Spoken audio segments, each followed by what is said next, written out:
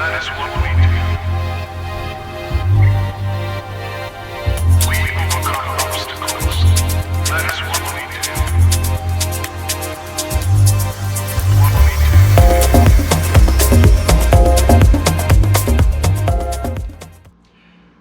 do. Good morning. So, I'm in Tawas, and last night we had a big storm blow through, so I decided to duck out and hide in a motel for the night. I stayed all nice and dry, and it got quite messy last night.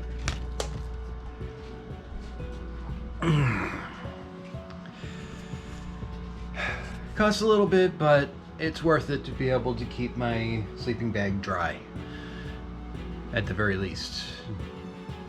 Out there on that particular campground, because it was so low and close to the lake, even a tent would have had problems, because a lot of their campsites were flooded even now, when it has been several days since there's been a significant storm.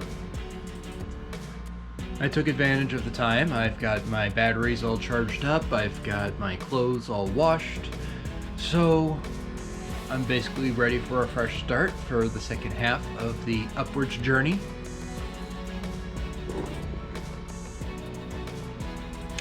Day 4 ahead.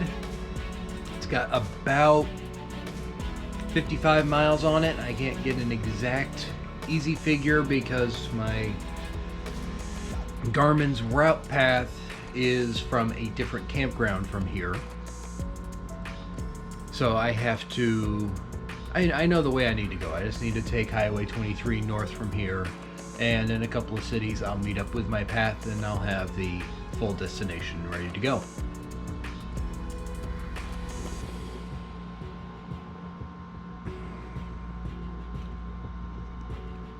So it's currently about 8 o'clock. I will be getting out of here,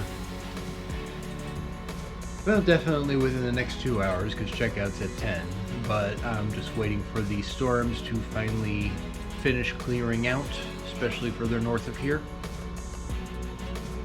And then it should be clean sailing all the way up. So let's do an episode of What's in the Bag. For this, I'm going to do my charging kit for all my electronics. I got this fairly cheap and lightweight Boobum bag off of Amazon that basically has just got a whole bunch of places to hold cords, which unfortunately I've got a lot of cords I have to carry. For charging everything up when I have access to power, I have this CO gallium charger that I got off of Kickstarter this year. It's a 65 watt capable charger with 2 USB-Cs and 1 USB-A, and with that I am able to charge 3 batteries at one time, or 2 batteries in my phone, or 2 batteries in my GoPro, or anything else in that order.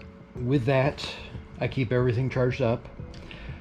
I try my very best that the electronics I bring are all USB rechargeable. I don't want to have to carry a whole bunch of extra batteries around to replace them when things start dying. Unfortunately, in a lot of cases, that means that I'm carrying specialized USB cables, such as I have a USB cable specifically for my heart rate monitor. I have a USB cable specifically for my AirShokz Aeropex headphones. I've got one specifically for my Garmin watch. I've got 2 USB-C to C cables here and 1 A to C here, which gives me the 3 cables necessary to keep my batteries charged. I have a specific charger for my taillights. I have 2 micro USB chargers here, which take care of the Garmin computer. They take care of my front beacon, and with an adapter it takes care of my Ossineke toothbrush that I'm bringing with me this time. And then I've got 5 10,000 milliamp hour batteries with me. That sounds like a lot, but when you're carrying as many electronics as I am, and when you don't necessarily know when you're going to have access to power, it's important to bring the extra power along with you. A lot of people, and what I originally did was have a single large 30,000 milliamp hour battery. The problem that I had with that is you only have 3 on the ones that I had. I had one that had 3 outputs and one that had 4. It limits the number of things you can charge at a time. With this, I can charge, with the right cables, I can do 2 things off of each of these batteries and 3 things off of this. But more importantly is when it comes to recharging the batteries. When you're recharging a 30,000 milliamp hour battery, it takes 12 hours to charge the thing because you only have one input on it, and it depends on the generation of battery that you got as to how fast it's able to actually charge it. With these, all of these are power delivery capable, and when I hook them all up to this charger, I'm able to put 18 watts to each battery, and they are able to charge in total in just a couple of hours. It just is more efficient that way. Also, I can easily keep some of these batteries closer at hand. For example, this one will typically live here with the wall charger, and on the other side of this is where I keep these slim batteries. They're able to just slide into these pockets on this side.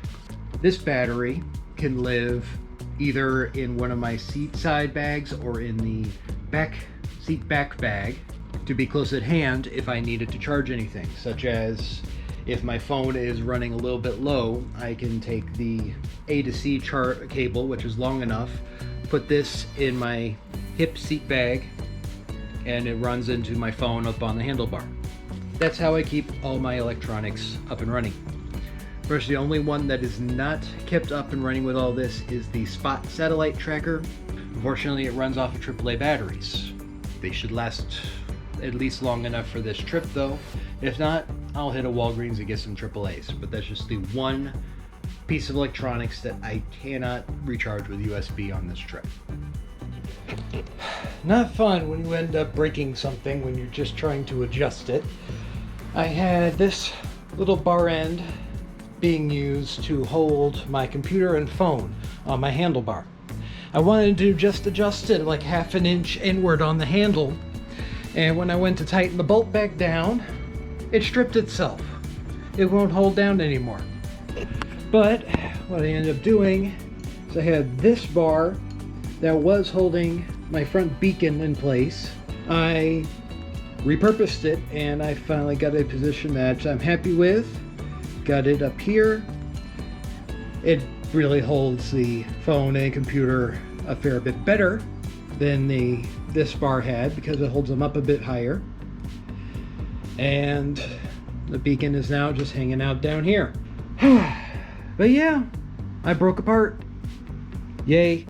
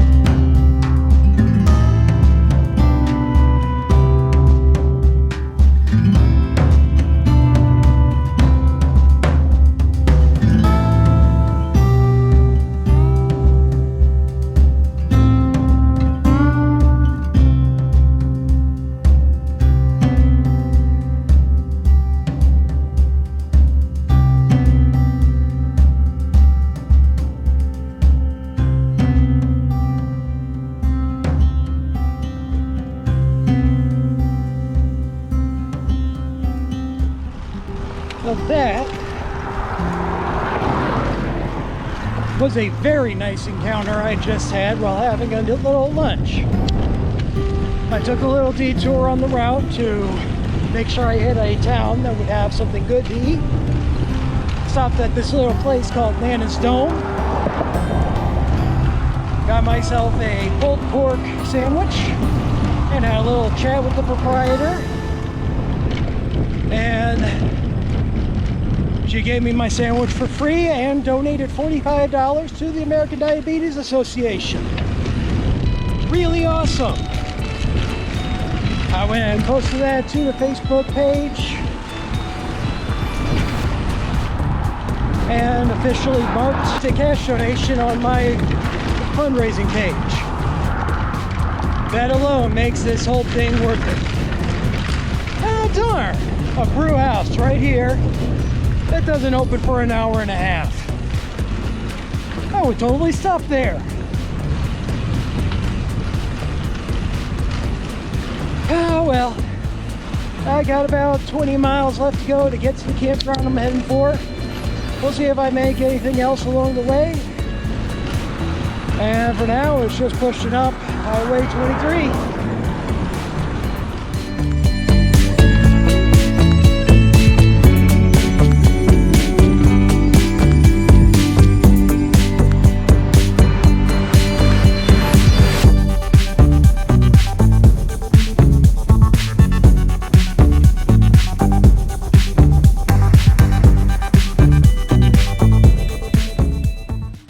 Okay, I have had some humdinger of route choices presented to me in the past by my routing sources, but there is no way that I am taking this path.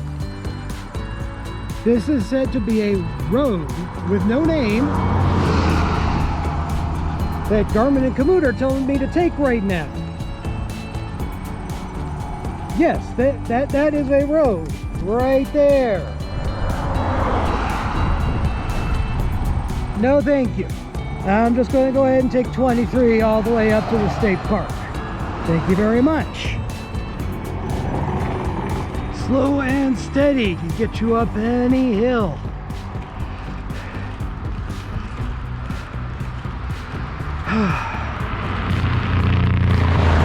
I do kind of wish I had a lower gear on this thing for these kinds of situations, but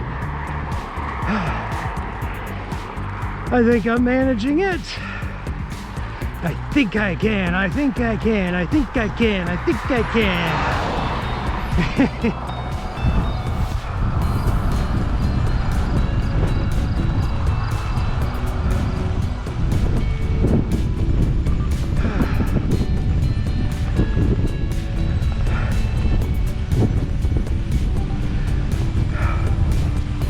I think that's the biggest hill of the tour so far. Whew.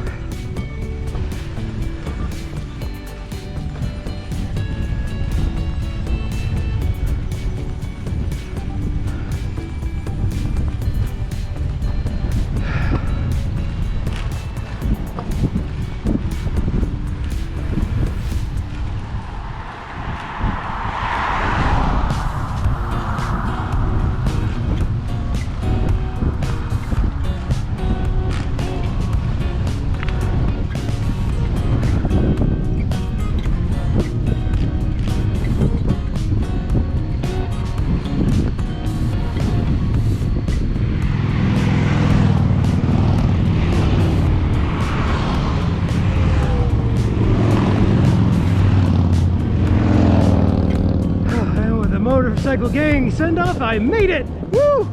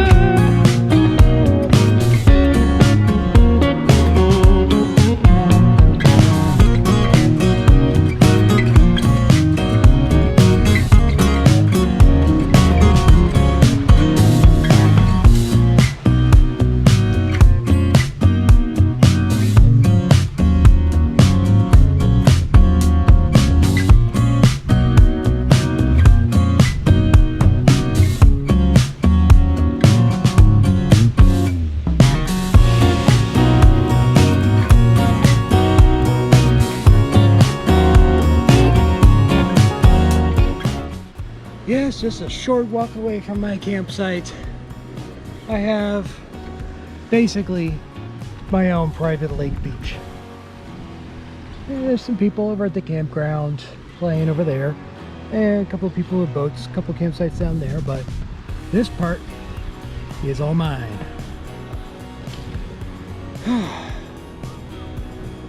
So another 60 miles done. I've got 2 more days to Mackinaw. Officially, on the way that I planned things out, I had 2 options for tomorrow. I could take 23 and keep following the edge of the lake and the state.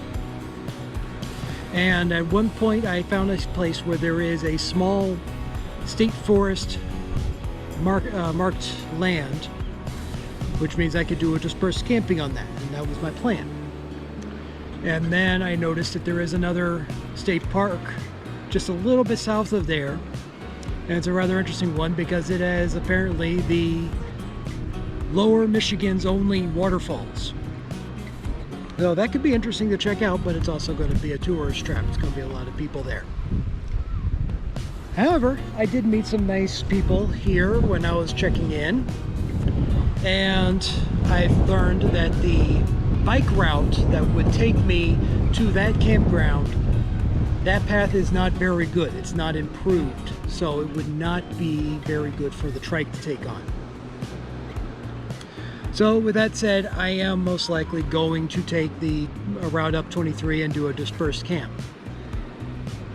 And doing a dispersed camp, I'm not too worried about it. The hardest thing is going to be finding a place to set up either a hammock or a tent. But it's going to be not too different from what I'm doing tonight, because this is at a rustic self-registration campsite. So, you know, I get well water and some porta potties, but that's about it. So I can do a dispersed camp if I can do this. It was nice getting out and getting just a little bit of a swim in. Cooled the muscles off quite nicely. Now I'm about to feast on a nice big bowl of performance oatmeal mixed in with some fresh blueberries that I picked up from a farmer's market that I crossed in Sable. How lucky for me that farmer's market day was Wednesday. So, got a nice big quart of blueberries. And they are good ones.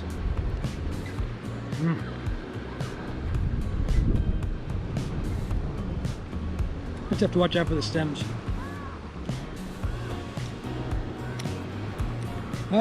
That's 4 days done. 8 days to go, and 2 days I'll finally meet up with my wife and mother in Wilderness State Park, where they're going to go ahead and meet me. They're going to be there Thursday and Friday night, and I'll meet them on Friday.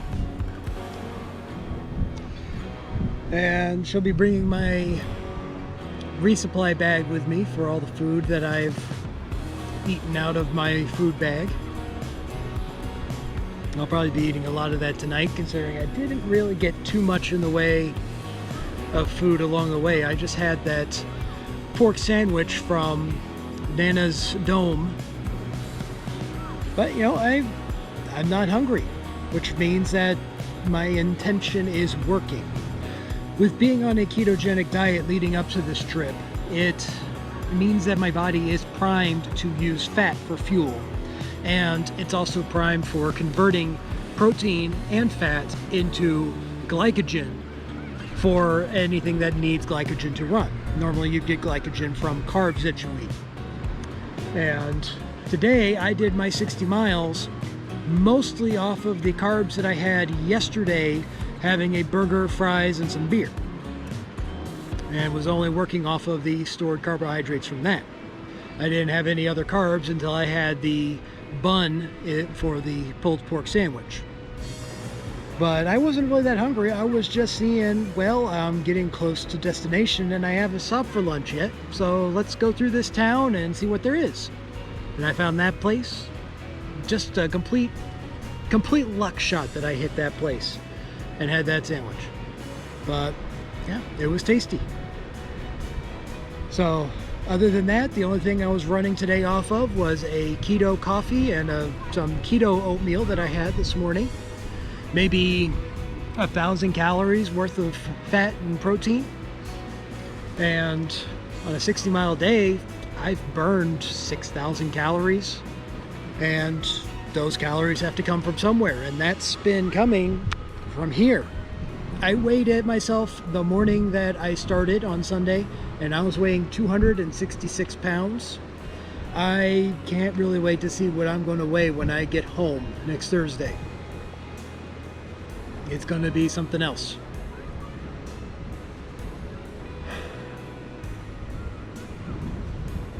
Oh, the breeze feels wonderful. Well, my water's just about to boil, so I'm just going to sit out here and enjoy the breeze and the waves.